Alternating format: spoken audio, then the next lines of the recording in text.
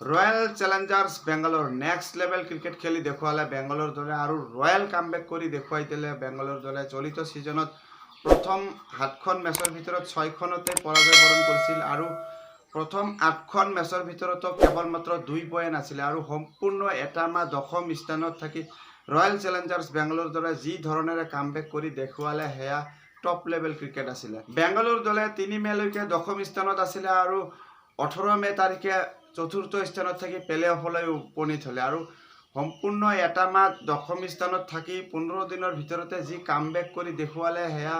Outstanding performance আছিলে বেঙ্গালোৰ দলৰ। আৰু প্ৰথম লেগৰ মেচসমূহত ব্যৰ্থতাৰ অন্ত পেলাই যি ধৰণে কামবেক কৰি দেখুৱালে সেয়া যেন টছ নছ ক্ৰিকেট আছিলে বেঙ্গালোৰ দলৰ। আৰু আজি মেচখনত বেঙ্গালোৰ দলৰ এটা নকআউট মেচৰ দৰে আছিল আৰু চেন্নাই দলক বেঙ্গালোৰ দলে যদিহে প্ৰথমে বেটিং কৰে তেনেহ'লে 18 ৰানৰ ব্যৱধানত পৰাজয় বৰণ কৰিব লাগিছিল আৰু যদিহে লক্ষ্য আগত লৈ বেটিং কৰে তেনেহ'লে 18 অভাৰতে মেচ জয়লাভ কৰাৰ প্ৰয়োজন আছিল বেঙ্গালোৰ দলৰ আৰু হেয়াই কৰি দেখুৱালে যেন বেঙ্গালোৰ দলে। আৰু প্ৰথমতে মেচখনত বেটিং কৰি বেঙ্গালোৰ দলে 218 ৰান সংগ্ৰহ কৰিছিলে 5 উইকেটৰ বিনিময়ত আৰু ইয়াৰ মূলতেই আছিল যেন ফেফ ডু প্লেছিছ আৰু বিৰাট কোহলিৰ যি এটা অনবদ্য ইনিংছ দুয়ো মিলি প্ৰথম উইকেটৰ জুটিত যি 78 ৰানৰ তুফানী পাৰ্টনাৰশ্বিপ কৰিছিলে, যাৰ ফলত বেঙ্গালোৰ দলে প্ৰথমৰ পৰাই যেন ডাঙৰ স্কোৰৰ দিশে আগুৱাই যাব পাৰিছিলে। আৰু প্ৰথম 3টা অভাৰ হোৱাৰ পিছত যেন ইন্দ্ৰ দেৱতাৰ কুদৃষ্টি পৰে মেচখনৰ ওপৰত আৰু শেষলৈ বৰষুণ শেষ হোৱাৰ পিছত যেন খেল যেতিয়া পুনৰবাৰ আৰম্ভ হয় আৰু প্ৰথম পাৱাৰ প্লে শেষ হোৱাৰ লগে লগে পিছত কিছু পানী পৰাৰ কাৰণে চেন্নাই দলৰ স্পিন বলাৰসকলৰ আগত সুবিধা লাভ কৰা দেখা যায় আৰু পানী পৰাৰ কাৰণে যেন পিচ বেছি স্পিন কৰা দেখা যায় আৰু বল টাৰ্ণ হৈছিল, যাৰ কাৰণে স্পিনাৰসকলে সুবিধা ল'ব পাৰিছিলে। আৰু চেন্নাই দলৰ হয় মহেশ তীক্ষ্ণ আৰু মিচেল ছেটনাৰে মিলি ইকনমিকেল বলিং কৰিছিল আৰু বেঙ্গালোৰ দলৰ ওপৰত প্ৰেছাৰ মেইনটেইন কৰি ৰাখিছিল। তেনে সময়ত বিৰাট কোহলিয়ে উইকেট নেহেৰুৱাকৈ যি ধৰণে বেটিং কৰি আগুৱাই লৈ গৈছিল দলক সেয়া আউটষ্টেণ্ডিং আছিলে আৰু বিৰাট কোহলিয়ে এগ্ৰেছিভভাৱে খেলি থাকি প্ৰথমৰে পৰা এটেকিং ৰূপ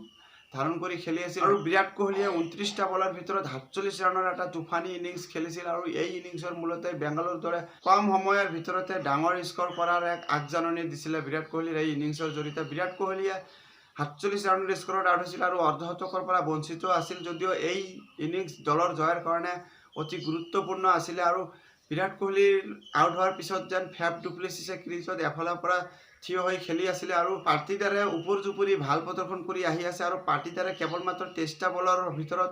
41 ৰানৰ এটা যি অনবদ্য ইনিংছৰ উপহাৰ দিছিলে, এই ইনিংছৰ মূলতে বেঙ্গালোৰ দলে ৰান ৰেট আগুৱাই লৈ যাব পাৰিছিলে আৰু পাৰ্টিদাৰে 41 ৰানৰ ভিতৰত আউট হৈছিল যদিও ফেফ ডু প্লেছিছে অৰ্ধশত ৰান কৰিবলৈ সক্ষম হয় আৰু ডু প্লেছিছে 39টা বলৰ ভিতৰত 55 ৰান কৰি দুৰ্ভাগ্যবশতঃ ৰান আউট হৈছিল যদিও বিৰোধী দলৰ যি স্পিন বলাৰসকলে যি আক্ৰমক হিচাপে বলিং কৰি আছিল আৰু সেই স্পেলকেইটা শেষ কৰি পেলাই ডু প্লেছিছে আউট হৈছিল আৰু পিছলৈ ডু প্লেছিছৰ এই ইনিংছৰ কাৰণে যেন শেষৰ তথা ফিনিচাৰ বেটছমেনসকলে সুবিধা ল'ব পাৰিছিলে আৰু কেমৰুন গ্ৰীণে যি এটা অনবদ্য ইনিংছৰ উপহাৰ দিছিল, এই ইনিংছৰ মূলতেই ৰয়্যাল চ্যালেঞ্জাৰ্স বেঙ্গালোৰে ডেড ওভাৰত আউটষ্টেণ্ডিং ফিনিচিং দিব পাৰিছিলে আৰু দিনেশ কাৰ্তিকো কেমৰুন গ্ৰীণক সহায় আগবঢ়াইছিল আৰু উপৰি গ্লেন মেক্সৱেলে যিটো আগৰ মেচত ড্ৰপ কৰিছিলে আৰু সেই মেক্সৱেলে কেৱল মাত্ৰ 5টা বলৰ ভিতৰতে 16 ৰানৰ এটা তুফানী ইনিংছ খেলি দলক আগুৱাই লৈ যোৱাত সহায় কৰিছিলে। আৰু বেঙ্গালোৰ দলৰ সকলো বেটাৰসকলৰ কণ্ট্ৰিবিউটৰ কাৰণে বেঙ্গালোৰে 218 ৰানৰ পাহাৰ 37 ৰান সংগ্ৰহ কৰি দিব পাৰিছিলে আৰু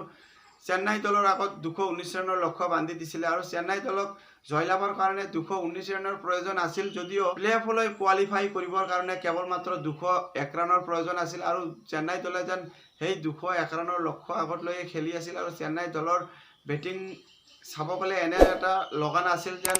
হয়তো চেন্নাই দলে মেচখন জয়ৰ কাৰণে খেলি আছে, চেন্নাই দলে কেৱল মাত্ৰ যেন পৰাজয়ৰ ব্যৱধান কমাবলৈহে খেলি আছিল আৰু 201 ৰান কৰিলে যে চেন্নাই দলে প্লে অফলৈ উপনীত হ'ব আৰু সেই 201 ৰানৰ লক্ষ্য লৈহে খেলি আছিল, যাৰ কাৰণে হয়তো ইনিংছৰ প্ৰথম বলতেই গ্লেন মেক্সৱেলৰ বলত অধিনায়ক ঋতুৰাজ গাইকোটে 0 ৰানৰ স্কোৰতে আউট হয় আৰু গাইকোটে যেন গল্ডেন ডাক সন্মুখীন হোৱাৰ কাৰণে দলৰ ওপৰত অধিক প্ৰেছাৰ মেইনটেইন কৰিবলগীয়া হয় আৰু গ্লেন মেক্সৱেলে বিগত কেইটা মেচত ড্ৰপ হোৱাৰ পিছত এইখন মেচত আহি যি ধৰণে কামবেক কৰি দেখুৱালে সেয়া আউটষ্টেণ্ডিং আছিলে আৰু গ্লেন মেক্সৱেলে বেটে বলে ভাল প্ৰদৰ্শন কৰি দেখুৱালে আৰু ডাঙৰ প্লেয়াৰ যেন ডাঙৰ মেচতেই উভতি আহে সেয়া প্ৰমাণ কৰি দেখুৱালে আৰু ঋতুৰাজ গাইকোটৰ পিছত ডেৰি মিচেলেও নিৰাশা কৰে। ডেৰি মিচেলে কেৱল মাত্ৰ 4 ৰাউণ্ডৰ স্কৰতে আউট হৈছিল যদিও পিছলৈ ৰচিন ৰবীন্দ্ৰ আৰু আজিংকে ৰাহানে মিলি তৃতীয় উইকেটত 66 ৰানৰ এটা ভাল পাৰ্টনাৰশ্বিপ কৰিছিলে, যাৰ কাৰণে চেন্নাই দলে জয়ৰ দিশে আগবাঢ়ি যাব পাৰিছিলে। আজিংকে ৰাহানে 33 ৰান কৰি আউট হৈছিল যদিও পিছলৈ শিৱম ডুবে ক্ৰিজলৈ আহে আৰু শিৱম ডুবে যেন ৰচিন ৰবীন্দ্ৰৰ লগত যি সহায় আগবঢ়াব লাগিছিল আৰু সেয়া ব্যৰ্থ হৈছিল আৰু শিৱম ডুবেৰ কাৰণে যেন ৰচিন ৰবীন্দ্ৰই ৰাউণ্ডত হ'বলগীয়া হৈছিল আৰু পিছলৈ শিৱম ডুবে মিডিল অভাৰত বেংগালোৰ দলৰ বলাৰসকলে যি প্ৰেছাৰ মেইনটেইন কৰি বলিং কৰি আছিল আৰু সেই প্ৰেছাৰত পৰি যেন শিৱম ডুবে টেষ্ট মেচৰ দৰে বেটিং কৰি আছিলে আৰু 15টা বলৰ সন্মুখীন কৰি কেৱল মাত্ৰ 7 ৰানৰ স্কৰতে আউট হৈছিলে। শিৱম ডুবে যেন টেষ্ট মেচৰ দৰে বেটিং কৰিছিল আৰু মেচৰ পাৰ্থক্য যেন সেয়াই আছিল আৰু ডুবে 15টা বলৰ ভিতৰত 7 ৰান কৰি আউট হোৱা যেন দলে আৰু অধিক পিছুৱাই গৈছিলে আৰু পিছলৈ ফিনিচিং বেটাৰসকলৰ ওপৰত আৰু অধিক প্ৰেছাৰ মেইনটেইন কৰিবলগীয়া হৈছিল আৰু শেষলৈ ৰবীন্দ্ৰ জাদেজাই আহি এটা তুফানী ইনিংছ খেলিছিলে। জাদেজাই 22টা বলৰ সন্মুখীন কৰি 44 ৰানৰ এটা অপৰাজিত ইনিংছ খেলিছিলে আৰু এই ইনিংছৰ মূলতেই চেন্নাই ছুপাৰ কিংছে নিজৰ যি পৰাজয়ৰ ব্যৱধান প্ৰায় কমাব পাৰিলেহেঁতেন আৰু 201 ৰানৰ স্ক'ৰ প্ৰায় পাৰ কৰিলেহেঁতেন আৰু শেষলৈকে মহেন্দ্ৰ সিং ধোনীয়েও কিছু এটা ভাল ইনিংছ খেলিছিল আৰু অন্তিম অভাৰত চেন্নাই ছুপাৰ কিংছক জয়ৰ কাৰণে বহুত ৰানৰ প্ৰয়োজন আছিল যদিও প্লে অফলৈ উপনীত হোৱাৰ কাৰণে কেৱল মাত্ৰ 19 ৰানৰ প্ৰয়োজন আছিল আৰু ঠিক তেনে সময়তে য়েছ দয়ালে বলিঙলৈ আহে আৰু ক্ৰিজত ষ্ট্ৰাইকত থাকে মহেন্দ্ৰ সিং ধোনী আৰু ধোনীয়ে প্ৰথম বলতেই 110 মিটাৰৰ এটা বিশাল 6 কোবায় আৰু সেই 6 কোবোৱাৰ লগে লগে যেন বেংগালুৰু ষ্টেডিয়ামত সকলো ফেন্সসকলে স্তব্ধ হৈ গৈছিলে আৰু পিছৰ 5খন বলত কেৱল মাত্ৰ 13 ৰানৰহে প্ৰয়োজন আৰু দ্বিতীয় বলতে য়েছ দয়ালে যি কামবেক কৰি দেখুৱালে মহেন্দ্ৰ সিং ধোনী শ্বট খেলিবলৈ গৈ সেই দ্বিতীয় বলতে আউট হ'ল আৰু তেতিয়াই যেন প্ৰায় নিশ্চিত হৈছিলে যে বেংগালুৰু দলে প্লে অফলৈ উপনীত হ'ব আৰু সেয়াই কৰি দেখুৱালে আৰু নিজৰ অন্তিম 4টা বলত কেৱল মাত্ৰ 3 ৰান ব্যয় কৰি য়েছ দয়ালে বেংগালুৰু দলক প্লে অফলৈ উপনীত কৰায় আৰু ইয়াৰ লগে লগে চেন্নাই দলৰ চলিত ছিজনত বিদায় নিশ্চিত হ'ল আৰু বেংগালুৰু দলৰ হৈ গ্লেন মেক্সৱেলে ভাল বলিং কৰিছিল। মেক্সৱেলে প্ৰথম পাৱাৰ প্লেতো ভাল বলিং কৰিছিল আৰু মিডিল অভাৰতো প্ৰেছাৰ মেইনটেইন কৰি বলিং কৰা দেখা গৈছিল। মেক্সৱেলে উইকেট এটা লৈছিল যদিও নিজৰ 4 অভাৰৰ স্পেলত কেৱল মাত্ৰ 25 ৰান ব্যয় কৰিছিলে আৰু য়েছ দয়ালে 2টা উইকেট লৈছিলে। য়েছ দয়ালে শেষত মহেন্দ্ৰ সিং ধোনীক আউট কৰিছিলে, যাৰ কাৰণে বেংগালুৰু দলে মেচখন জয়লাভ কৰিব পাৰিছিলে আৰু মহম্মদ সিৰাজ, লকি ফাৰ্গুছন আৰু কেমৰুন গ্ৰীনেও এটাকৈ উইকেট লৈছিল আৰু কেমৰুন গ্ৰীনে বিশেষকৈ এইখন মেচত বেটে বলে উজলি উঠা দেখা গৈছিল। কেমৰুন গ্ৰীণৰ এই পাৰফৰ্মেঞ্চ যেন বেংগালুৰু দলৰ কাৰণে গ্ৰীণ ছিগনেল হয় আৰু বেটেৰে প্ৰথমতে যি এটা 38 ৰানৰ অনবদ্য ইনিংছ খেলিছিল আৰু কেমৰুন গ্ৰীণৰ সেই ইনিংছেই যেন চেন্নাই ছুপাৰ কিংছৰ কাৰণে ৰেড ছিগনেল আছিলে। ফাইনেলি ৰয়েল চেলেঞ্জাৰ্ছ বেংগালুৰু দলে